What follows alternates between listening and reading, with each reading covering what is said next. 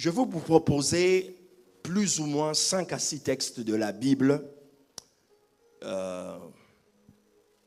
Et après, je pourrai parler de ce que Dieu a mis dans mon cœur, bien entendu en ayant un respect sur la thématique. Le premier texte, je le lis dans le livre de Samuel, 1er Samuel, chapitre 9, le verset 6. 1er Samuel, chapitre 9, verset 6. Le serviteur lui dit, il y a dans cette ville un homme de Dieu, c'est un homme considéré. Tout ce qu'il dit ne manque pas d'arriver.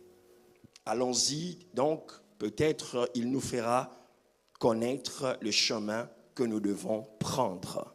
Il y a dans cette ville un homme, primo considéré, deuxièmement, sa particularité, tout ce qu'il dit ne manque jamais d'arriver. Seigneur, donne-nous de tels hommes. Considération qui a pour implication la capacité de réaliser les petits iotas qui sortent de nos bouches. Nous voulons devenir des références et des hommes et des femmes qui soient capables, lorsqu'ils disent des choses, ces choses, le ciel les approuve. Le deuxième texte que je lis avec vous, c'est dans le livre de 1er Samuel toujours, mais le chapitre 3, le verset 19.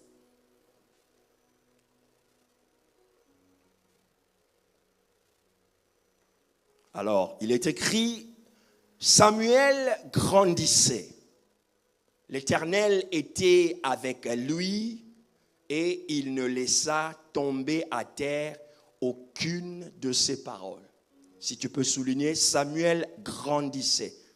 Samuel grandissait. Vous allez remarquer, il y a une sorte de juxtaposition, c'est-à-dire, j'aurais pu lire le premier verset en place du deuxième et vice-versa, mais j'ai préféré parce que ça va remonter de la conclusion et je vais remonter vers le début.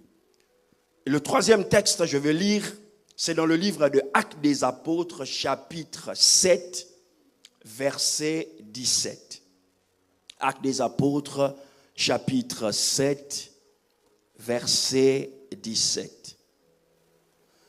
Le temps approchait où devait s'accomplir la promesse que Dieu avait faite à Abraham. Et le peuple s'accrut et multiplia en Égypte, jusqu'à ce que parut un roi qui n'avait pas connu Joseph. Ce roi, visant d'artifice contre notre race, maltraita nos pères au point de leur faire exposer leurs enfants pour qu'ils ne vécussent pas. Le verset 20, à cette époque naquit Moïse, qui était beau aux yeux de Dieu, qui était beau aux yeux de Dieu, qui était beau aux yeux de Dieu. Il fut nourri 3 mois, mais dans la maison de son père. Et quand il eut été exposé, la fille de Pharaon le recueillit et le leva comme son fils. L'avant-dernier texte, je lis avec vous, c'est dans le livre de Juges, chapitre 7. Juges, chapitre 7. À partir du verset 4. Juges, chapitre 16, à partir du verset 4. Et je lis le verset 4 et le verset 7.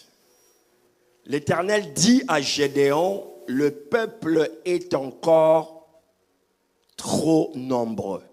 Le peuple est encore trop nombreux. Et le verset 7 dit, et l'Éternel dit à Gédéon, c'est par les 300 hommes qui ont la paix que je vous sauverai et que je livrerai Madian entre tes mains. Et le dernier texte, dans le livre de Matthieu chapitre 13,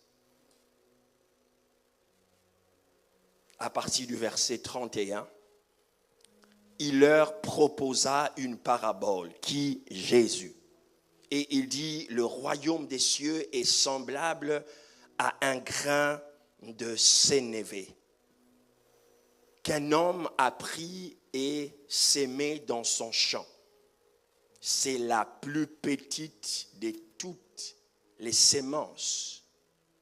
Mais quand il a poussé, il est plus grand que les légumes et devient un arbre, de sorte que les oiseaux du ciel viennent habiter dans ses branches. Amen.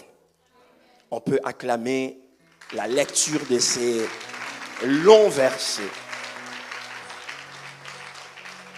Il est intéressant de voir la technique de la prédication du Christ. Et je voudrais commencer avec le dernier texte pour essayer de remonter jusqu'au premier. Alors, le Christ, il était très, très intéressant de voir comment, dans ses approches, il allait utiliser des choses naturelles pour expliquer des choses célestes. Enfin, je dirais utiliser des choses terrestres pour expliquer les choses célestes. Et lorsque dans ce chapitre de Matthieu 13 qui est rempli de paraboles, il parle du royaume de Dieu en expliquant qu'il est semblable à un grain de sénévé. Mais ce qui est intéressant, c'est qu'il ne s'arrête pas en disant que c'est comme un grain de sénévé. Il va démontrer que ce grain qui est une petite sémence, lorsqu'elle est sémée, surtout dans une bonne terre, c'est-à-dire il nous fait le rapport qu'on ne peut pas avoir une bonne sémence et la mettre n'importe où. Lorsqu'elle est sémée, elle doit produire. Ici, c'est très important de comprendre que Jésus, à fois nous révèle qu'il y a des moments où nous sommes une sémence et il y a des moments où nous sommes une terre. Cela veut dire que lorsque nous sommes une sémence et nous sommes plantés dans un bon endroit, nous produisons. Cela aussi veut dire que lorsque nous sommes une terre, toute sémence bonne qui entre en nous, nous avons la capacité de la multiplier. C'est-à-dire, dans ta destinée, il y a des saisons où tu seras une sémence, il y a des saisons où tu seras une terre.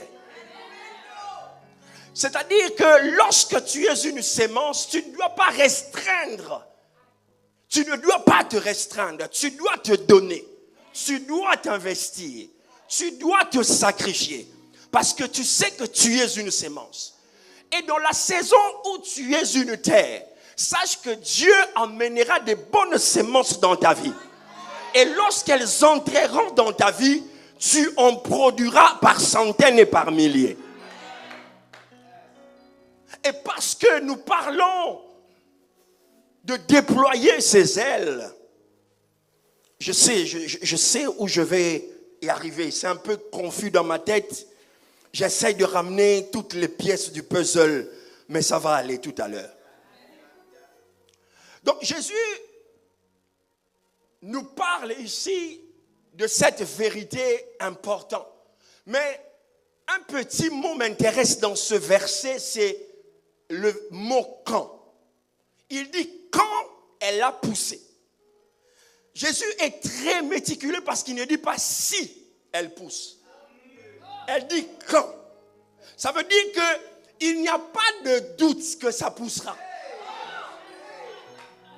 C'est juste le timing. Et dans le timing ici, il y a deux dimensions que vous connaissez certainement, le chronos et le kairos. Mais Jésus n'est pas très intéressé par le chronos. Il le laisse généralement souvent aux historiens, aux mathématiciens, Ceux qui savent mettre des chronologies dans des événements. Pourquoi? Parce qu'il y a un endroit où on dit qu'il est le maître des temps et des circonstances. C'est-à-dire, il est champion dans les scénarios, à créer des scénarios pour accomplir sa volonté, afin que cette sémence-là, qui a été placée sous la terre, celui qui en sera le maître. Chaque chose a son temps. Il y a un temps pour toute chose. Et nous sommes dans le temps de déployer nos ailes. C'est la raison pour laquelle, lorsque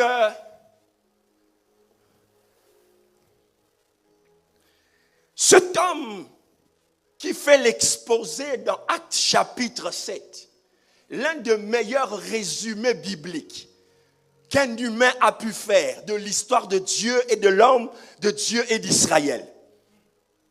Exposé extraordinaire, depuis la création, passant par les promesses que Dieu a faites, explique un tout petit peu la pensée du Kairos. Selon l'une des promesses, il dit, le temps s'approchait, le Kairos s'approchait. Pas le temps en nombre, non. Parce que je vous ai dit ici que l'historien qui aime la chronologie respecte les dates. La Bible n'est pas contre, mais l'esprit qui aime l'atmosphère respecte les circonstances.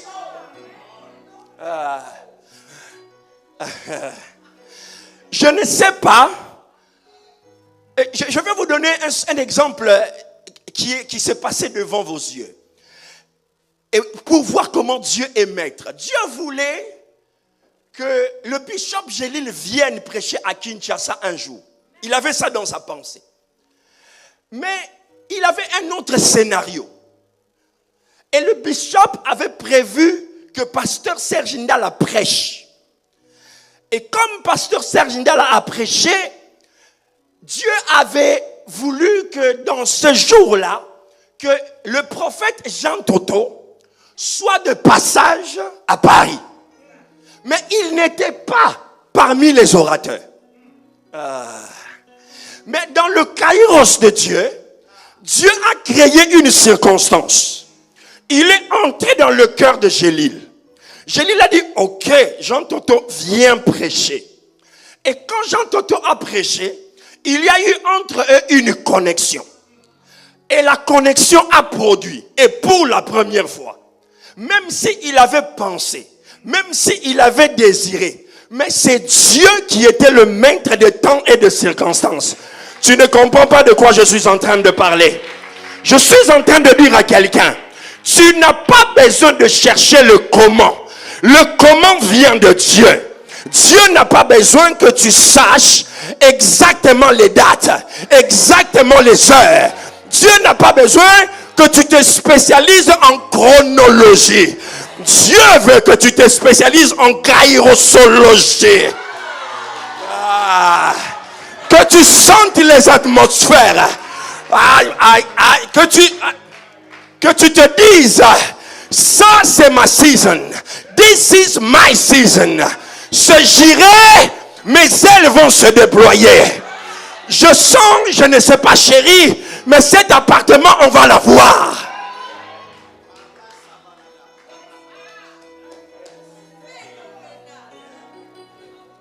Le temps s'approchait, le temps s'approchait, le temps s'approchait, le temps s'approchait, le temps s'approchait.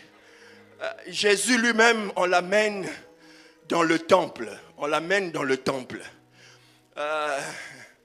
Il y avait un homme, Gédéon, qui attendait. Il n'avait pas les dates. Il n'avait pas la description du bébé.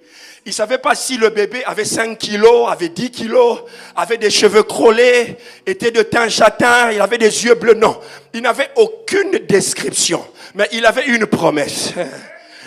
Pendant qu'il avait une promesse, le temps s'approchait. Lui ne savait pas. beaucoup de bébés entraient dans le temple. Beaucoup de bébés. Parce que dans la culture, on amenait les bébés pour les présenter. Donc, beaucoup de bébés faisaient des va-et-vient. Il en a vu beaucoup. Mais rien n'a marqué son esprit. Ce jour-là, sans crier, sans tambour, ni trompette, Joseph et Marie sont entrés dans le temple. Certainement, l'atmosphère avait changé.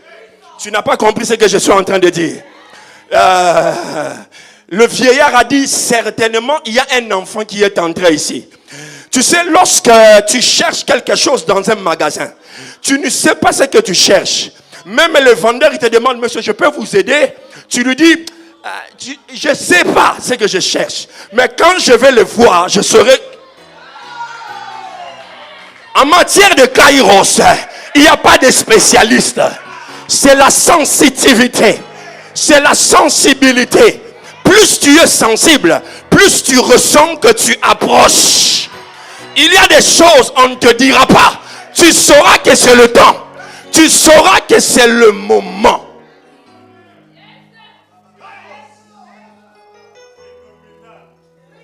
La Bible dit, le temps s'approchait, le temps s'approchait, le temps s'approchait. Et lorsque le kairos s'approche, le temps s'approche, il y a des signes. Il y a des signes avant-coureurs. La Bible dit, dans ce cas d'espèce, le peuple se multiplia. Lorsque tu commences à voir des multiplications de certaines choses, c'est un signe avant-coureur qu'il y a quelque chose de semblable, mais plus grand que ce que tu es en train de voir. Lorsque Dieu veut te bénir, par exemple, tu vas commencer à entendre des gens qui vont t'appeler et te dire, oh, j'ai appris que tu as beaucoup d'argent maintenant. Toi-même, tu regardes dans les poches, il n'y a rien. Non, c'est le signe avant-coureur. On va commencer à dire certaines choses qui ne sont pas forcément vraies selon toi, mais qui sont vraies selon ce que eux. Il y a ce côté, il y a des gens ici qui ne me comprennent pas. Je sens que l'onction est ici.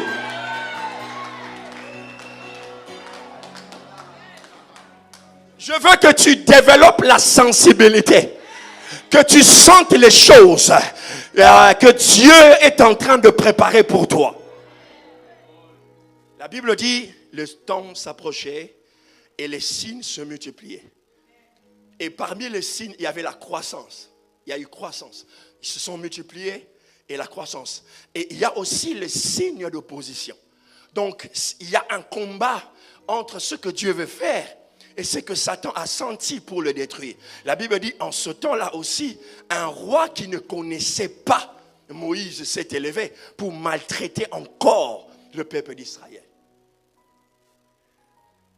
Un roi s'est élevé. Et la Bible dit, c'est en ce temps-là, verset 20, en ce temps-là, naquit Moïse. En ce temps, tu saisis parce que je sens il y a une onction ici. Ça va chauffer ici, il y a une onction. En ce temps, naquit Moïse. Tu dois faire très attention aux naissances des choses autour de toi. Dieu ne fait pas naître des amitiés pour rien. Dieu ne fait pas naître des rencontres pour rien. Dieu n'est pas un clown. Il n'amuse pas la galerie. Non, Dieu ne joue pas avec ta destinée. Lorsque tu vois la naissance de quelque chose, cela présage l'accomplissement d'un kairos. En ce temps, naquit Moïse. Naquit. Et ce qui est important, c'est que la Bible dit, il était beau aux yeux de Dieu. Pas aux yeux des hommes. Aux yeux de Dieu.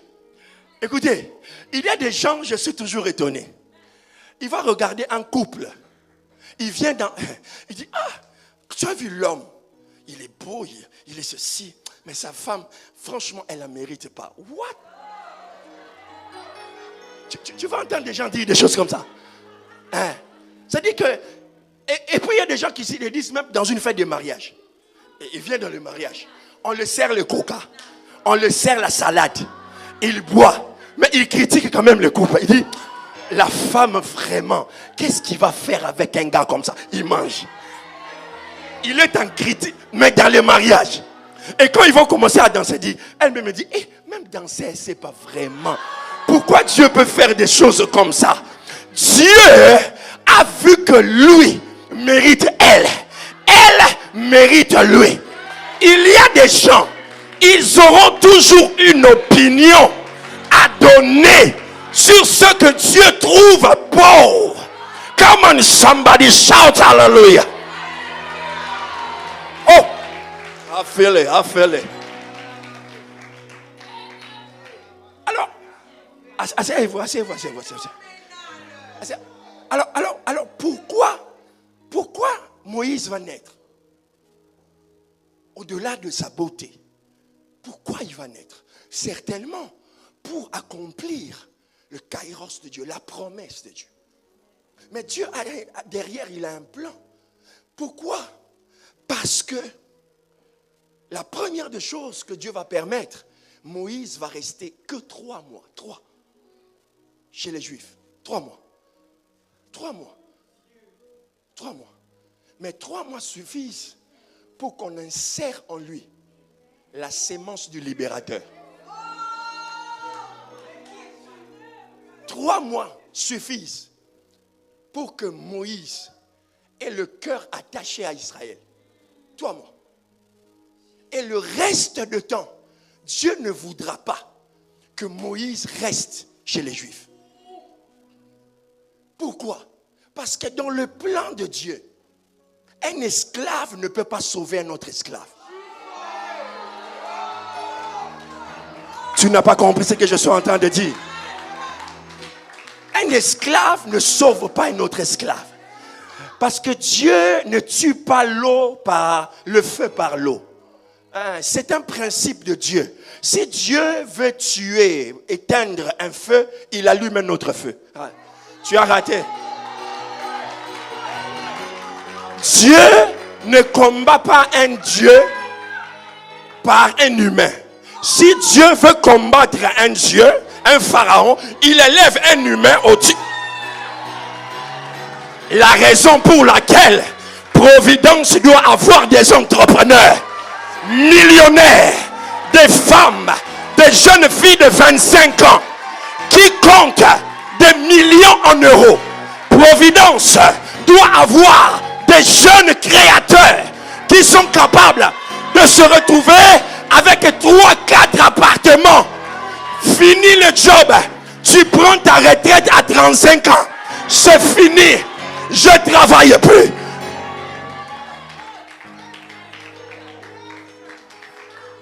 Dieu, en ce temps, naquit Moïse. Pourquoi? Parce que si Dieu laisse Moïse chez les Juifs, on lui inculque la mentalité des esclaves. S'il reste là, il sera esclave. Il sera puissant, mais il sera faible mentalement. Alors l'enfant de Pharaon va le recueillir, selon la providence. Le recueillir pour lui enseigner le leadership. Pour lui enseigner comment un prince marche. Pour lui enseigner l'architecture. Pour lui enseigner la médecine. Pour lui enseigner tous les principes de mathématiques pour élever les pyramides. Moïse va grandir avec un cœur juif, mais avec une mentalité égyptienne. L'Égypte l'inculque, la mentalité. C'est pourquoi, lorsque tu croises des fois une femme, même si toi tu n'as pas fait de grandes études comme moi, n'aie pas peur. Je parle au jeune homme ici. N'aie pas peur de ces bacs plus 5. Tu n'as pas compris, jeune homme, je te parle à toi. N'aie pas peur. Toi, tu as la vision. Lui, elle a la connaissance. Elle a le style. Elle a le savoir-faire. Dieu va le mettre à côté de. N'aie pas peur de lui dire, chérie, je suis puissant, mais je ne sais pas manger avec les couverts. Tu ne vas pas me dire amen et bien, mais c'est ça.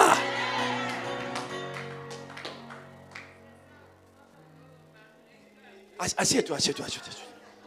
Quand vous restez debout comme ça, ça me perturbe.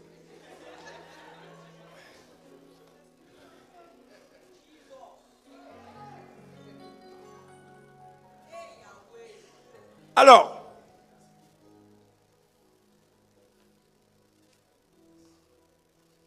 pourquoi j'ai donné ces textes des juges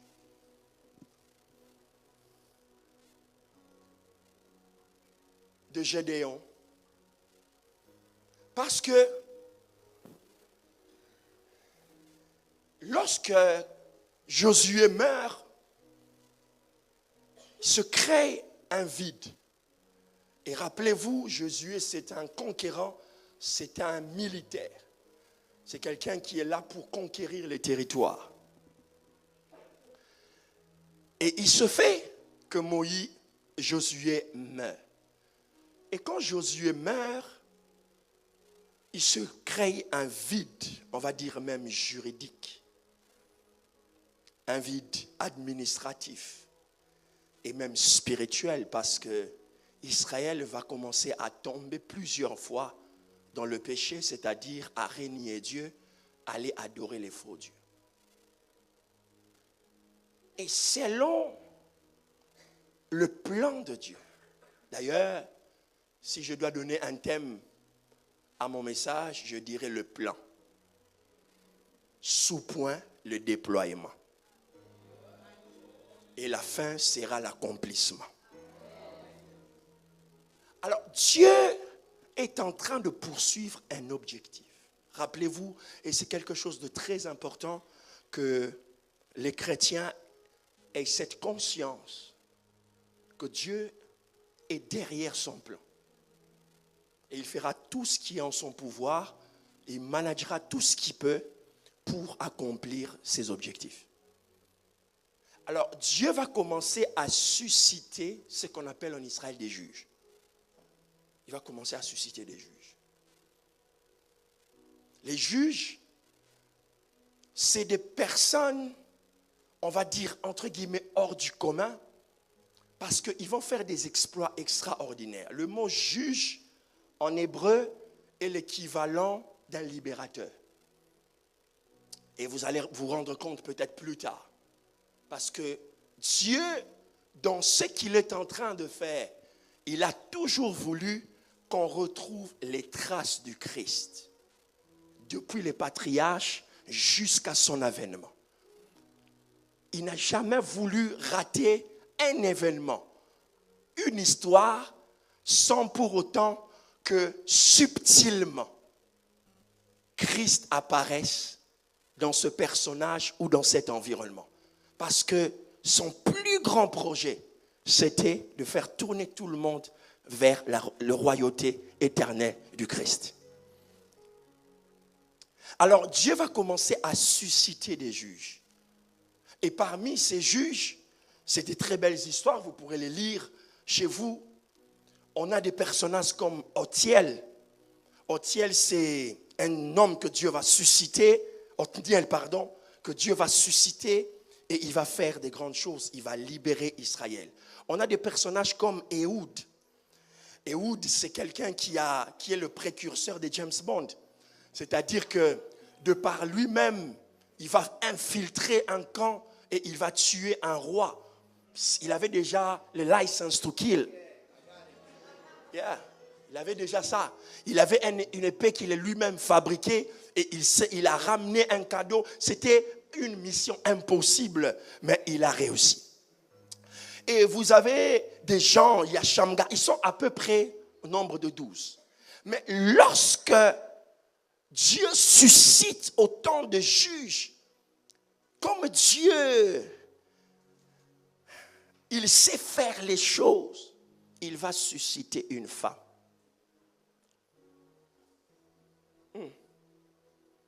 Dans ce contexte militaire. Parce que les juges, leur spécialité, c'est qu'ils conduisent des batailles pour gagner des victoires. La Bible dit dans le livre de Juges chapitre 4, Dieu va susciter une femme qu'on appelle Déborah. Elle était prophétesse et juge. La petite question théologique que tu peux faire à la maison, qui l'a établie prophétesse?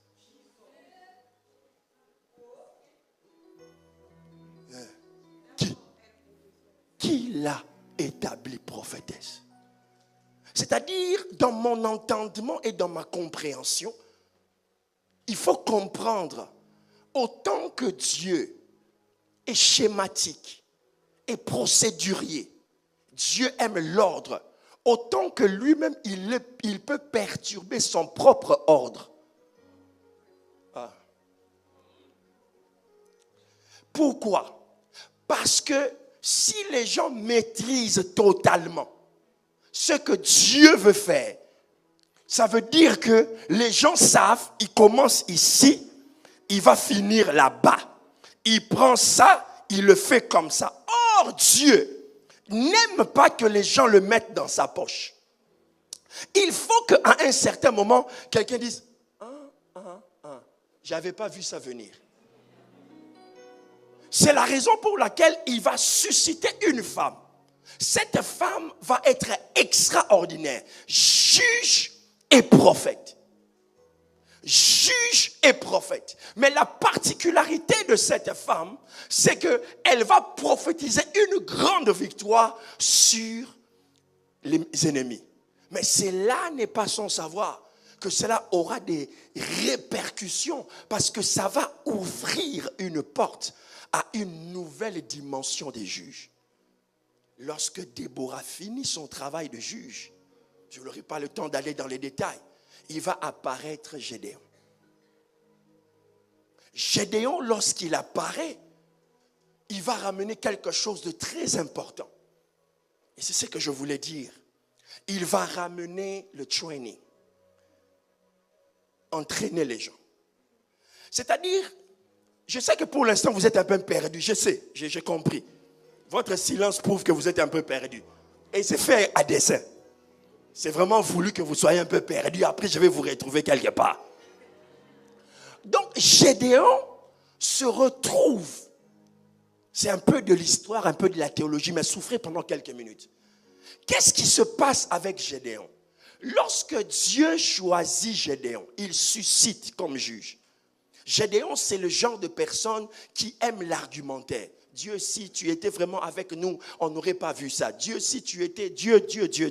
Alors, Gédéon, le fait que Dieu lui a beaucoup parlé, beaucoup parlé par les prophètes, Dieu a dit, maintenant, je vais te parler par tes ennemis.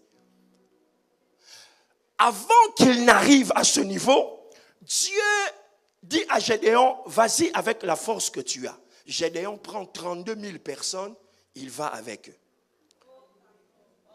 C'est-à-dire, c'est le gars qui croit que Dieu est avec lui quand il y a du monde autour. Il n'a pas encore compris qu'il peut être seul avec Dieu et Dieu agit avec lui. C'est une autre dimension de la vie chrétienne, de la foi et du leadership. Dieu a dit, je ne veux pas seulement susciter Gédéon, mais je veux que tu crées ce qu'on appelle dans le terme militaire. C'est quand je parlais de déploiement. Déploiement, c'est aussi un terme militaire que les forces spéciales d'une armée peuvent avoir. C'est-à-dire, avant que l'armée, on va dire régulière, les fantassins, tout ce qui est des troupes normales, puissent venir dans un territoire, on doit d'abord envoyer les forces spéciales. C'est des gens super entraînés, qui portent beaucoup de choses sur eux et qui ont la capacité de débrayer le terrain pour que les autres troupes arrivent. Qu'est-ce qui se passe? Gédéon prend 32 000 personnes. Dieu a dit non, je n'utiliserai pas autant de personnes quand même. Je suis Dieu, il faut quand même me respecter. Tu ne vas pas prendre tout ce monde. Ils vont tirer gloire. Je suis en train de parler à quelqu'un. Dieu veut te faire entrer dans une saison de soustraction. Parce que plus il va soustraire des choses autour de toi, plus tu vas te déployer. Je t'avais perdu, je commence à te retrouver. Gédéon prend. Dieu dit à Gédéon, dis aux gens, celui qui a peur, c'est lui qui est craintif, c'est lui qui a toutes ces choses, qu'il rentre. Gédéon, dès qu'il dit, c'est lui qui a peur, c'est lui qui est craintif, qu'il rentre. Il se retrouve, il regarde comme ça, 22 000 personnes partent. Donc, vous allez vous rendre compte qu'il y a des gens qui seront avec vous que quand ça va. Ils vont partir dès que l'événement arrive à son terme. La Bible dit, Gédéon voulait partir avec les 10 000. Avec les 10 000, Dieu lui dit, ils sont encore beaucoup. Ils sont encore trop nombreux. 10 000, c'est trop pour moi. Parce que the real anointing does more with less. La vraie onction produit plus avec peu, Dieu a dit, je vais encore réduire le nombre, mais je ne veux pas que tu les chasses. Ils vont s'auto-chasser. Ils vont s'auto-chasser. Tu n'as pas le droit de les chasser. Amène-les seulement vers une rivière. Amène-les vers une rivière. Amène-les vers une rivière. Je sais qu'ils ont soif. Amène-les vers une rivière. Et je vais te dire ceux qui vont rester avec toi et ceux que tu vas prendre. Il a dit, ceux-là qui vont juste se baisser un peu et laper l'eau avec leur langue, c'est ceux-là que tu vas prendre. Mais ceux-là qui vont s'agenouiller, ceux-là doivent partir. Pourquoi? Parce qu'ils vont te montrer, ce sont des militaires, mais leur soif est plus grande que la mission. Aïe. Non, tu vois? Tu n'as pas compris pourquoi les leaders sont debout. Parce que les leaders savent ces choses. Dieu a dit à Gédéon, écoute, ce qui est plus important, ce n'est pas leur soif, c'est ma mission. Mais ceux qui vont juste laper, ça veut dire que pour eux, ce n'est pas leur soif qui est important, c'est d'aller à la mission. Donc ils peuvent se passer de... Aïe, aïe, aïe. Tu n'es pas en train de comprendre. Lorsque tu veux embarquer quelqu'un dans ta vie, tu dois croire que cette personne n'est pas avec toi parce que ça va, parce que tu as des grandes choses à faire. Cette personne est là parce qu'elle croit réellement que à travers toi, la chose que Dieu lui a permis arrivera.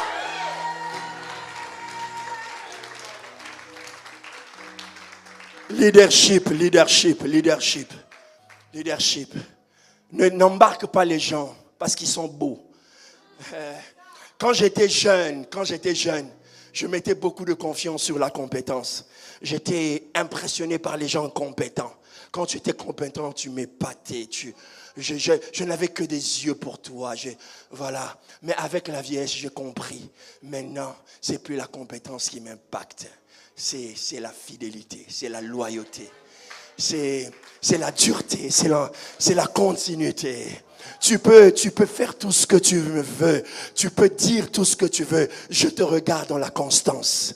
Je regarde comment tu vas du point A jusqu'au point Z. Si tu es capable de répéter les mêmes choses over and over and over again, sans te fatiguer, dire j'en ai marre. Non, je veux voir. Eliezer, c'est l'homme, pas forcément le plus talentueux, mais le plus ancien de la maison. Abraham l'a regardé dans l'ancienneté et Abraham a dit je veux lui confier même la plus haute mission qui existe, celle d'aller prendre une femme pour mon fils. Ne sois pas impressionné par les sourires, les make-up, les costards, les cravates. Regarde les gens dans le temps, donne-leur du travail à faire, même s'ils n'en ont pas envie. Tu n'es pas grand parce que tu accomplis des exploits. Tu es grand parce que tu restes dans l'esprit de servir les autres.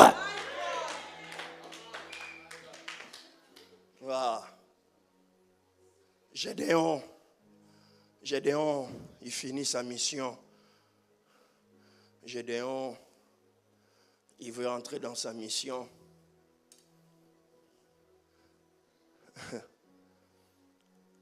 Lorsque les autres partent, Gédéon n'a toujours pas compris. La dernière mission, Dieu va lui dire, tu es encore peureux. Parce que je t'ai parlé par un prophète, tu ne m'as pas compris. Je t'ai parlé en soustrayant les gens, tu ne m'as pas compris. Maintenant, je veux que tu entendes ce que tes ennemis disent de toi. Gédéon, c'est le genre de personne, il a confiance en Dieu, il a confiance aux autres, mais il n'a jamais confiance en lui-même. Il croit vraiment que vous êtes capable de faire des grandes choses. Mais quand lui, il dit non, c'est pas moi. Voilà. Moi, j'aime pas les gens fausse modestie. Oui, par la grâce, mais dit pasteur, je peux le faire. Oui, je peux le faire. Et Gédéon, Dieu lui dit, ok, comme tu n'as pas compris cette leçon, je veux que tu comprennes. C'est le temps de te déployer. Maintenant, pour que tu te déploies efficacement, je vais t'emmener dans le camp des ennemis. Dans le camp des ennemis, je vais utiliser le langage de tes ennemis pour que tu comprennes qui tu es. Alors Dieu dit à Gédéon, descends dans le camp des Philistins. Il descend dans le camp des Philistins. Il arrive, il entend une conversation. 2 Philistins sont en train de parler. L'un lui dit à son ami, j'ai fait un rêve. Dans le rêve, j'ai vu un gâteau entrer dans le camp et éclabousser tout, détruire tout.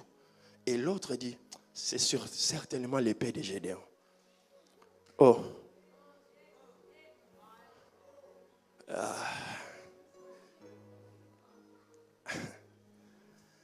Quand Gédéon a entendu ça, ses ailes se sont déployées. Écoute, des fois, Dieu ne veut pas seulement que tu entendes de tes amis. Non. Non, non. Tes amis, ils te caressent trop dans le sens du poil.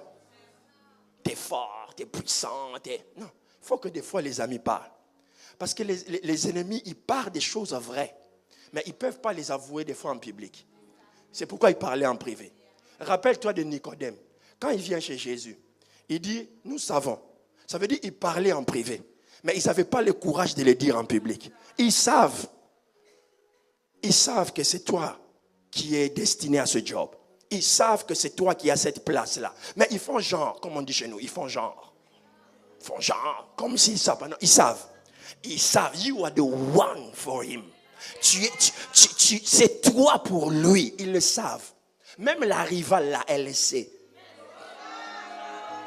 Come on sisters, come on. Elles savent. Elle sait. Tout ce qu'elle fait là, elle dandy, elle fait des choses. Elle sait. C'est justement ça qui lui fait dandier là. Parce qu'elle sait que c'est toi. Ils savent. Pour la première fois, Gédéon va entendre la révélation de ce qui est exactement à travers ses ennemis. Et lorsque Gédéon finit, il gagne le combat avec 300 personnes. Le nombre n'est pas anodin. 300. Quelques années plus tard, un autre juge va apparaître qui s'appelle Samson. Samson, malgré toutes ses faiblesses, tout ce que vous pouvez lui reprocher, un jour, fâché, il va prendre 300 renards. Parce que c'était un chef militaire. Il va prendre 300 renards. Il va les attacher à la queue. Il va mettre le feu sur leur queue et il va les lâcher. Et ces renards vont entrer dans les champs des Philistins. Ils vont mettre le feu. Dieu était en train de préparer les missionnaires et la révélation des apôtres, des envoyés, qui vont mettre le feu dans le monde. Le déploiement que tu vois aujourd'hui n'est pas quelque chose que Dieu a commencé avec nous. C'était le plan de Dieu. Tu n'es qu'une représentation de ce que Dieu avait déjà prévu.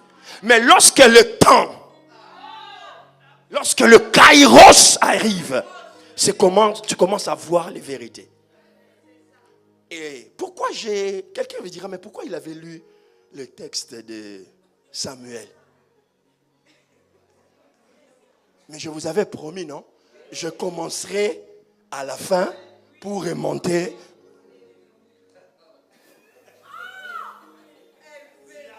Samuel, c'est un juge. Mais d'où vient que cet homme devient un homme considéré? Parce qu'il est celui qui va servir d'intersection entre les juges et la monarchie.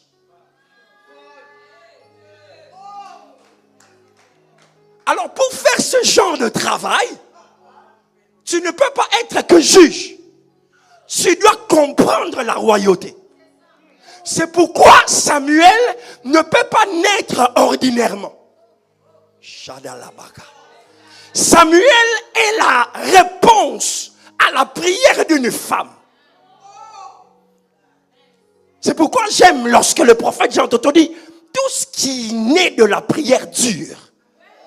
Tout tout ce qui est conçu, tout ce qui est conçu, je dis tout ce qui est conçu dans la souffrance, tout ce qui est conçu dans la dure labeur, tout ce qui est conçu dans la peine a leur potentialité de durer. Samuel naît de la volonté, le désir d'une femme d'avoir un enfant, mais pas de le garder.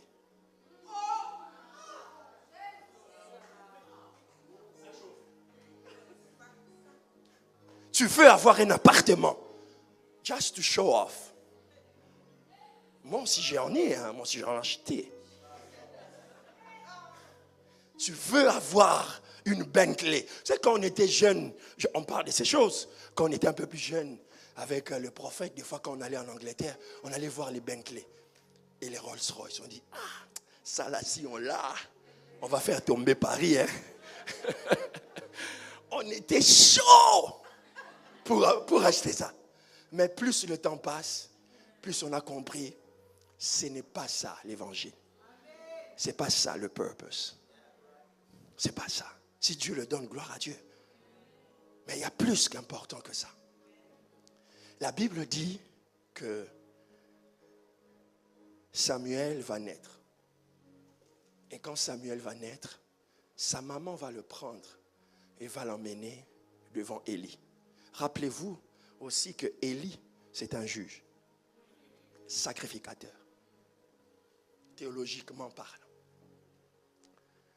Et il grandissait, il se déployait, petit à petit. Il s'ouvrait, il était devant sa Élie, il continue à servir Dieu, mais pendant qu'il le servait, il se déployait. Le problème que nous avons avec cette génération, nous avons trop de générations spontanées, trop de ministères spontanés.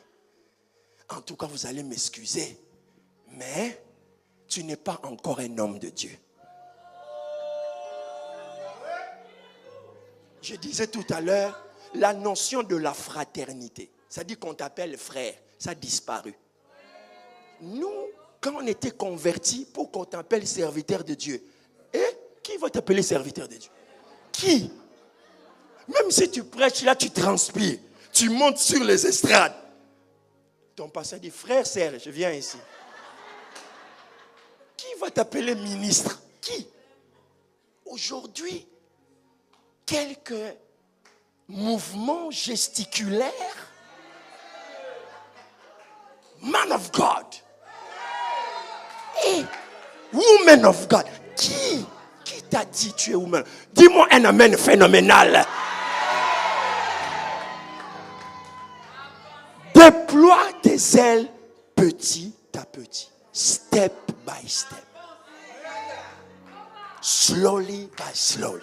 Avance au rythme. Et Samuel est resté devant Élie.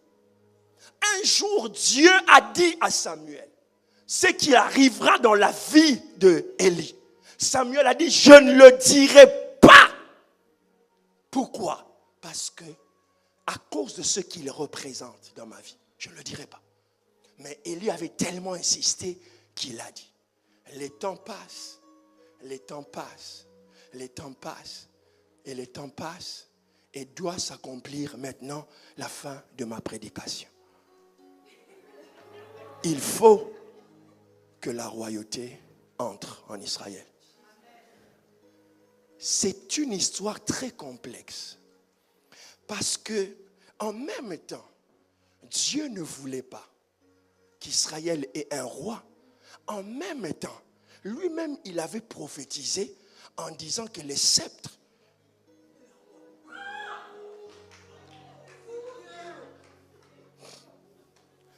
bon.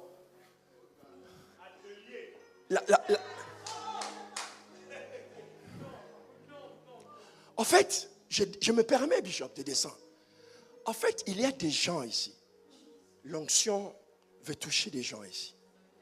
C'est-à-dire que ta vie est dans un, on appelle ça en anglais, turning point. Ça veut dire que c'est pas ça, mais c'est ça. Ça veut dire, Israël commence à réclamer un roi. Dieu n'est pas content. Mais Dieu lui-même, il avait déjà dit que Judas, c'est de toi que sortiront. Alors, en ce moment-là, qui va jouer le pont entre le prophétique et l'administratif?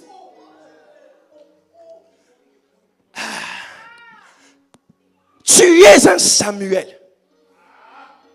C'est-à-dire, ce qui se passe dans ta vie, tu es attiré de deux côtés. En même temps, tu sens le désir d'être un grand entrepreneur. En même temps, tu sens le désir de servir Dieu. N'abandonne ni l'un ni l'autre. Tu n'es pas en train de m'écouter. Parce que Dieu veut honorer jusqu'à ce que tu te déploies et que tes paroles ne tombent plus par terre. Que tu deviennes un homme considéré. Dieu veut, parce qu'il sait que dans ce siècle-ci, les gens, I feel the anointing upon this girl. Open us, I release, I release, I release, I release, I release, I release, I release the anointing.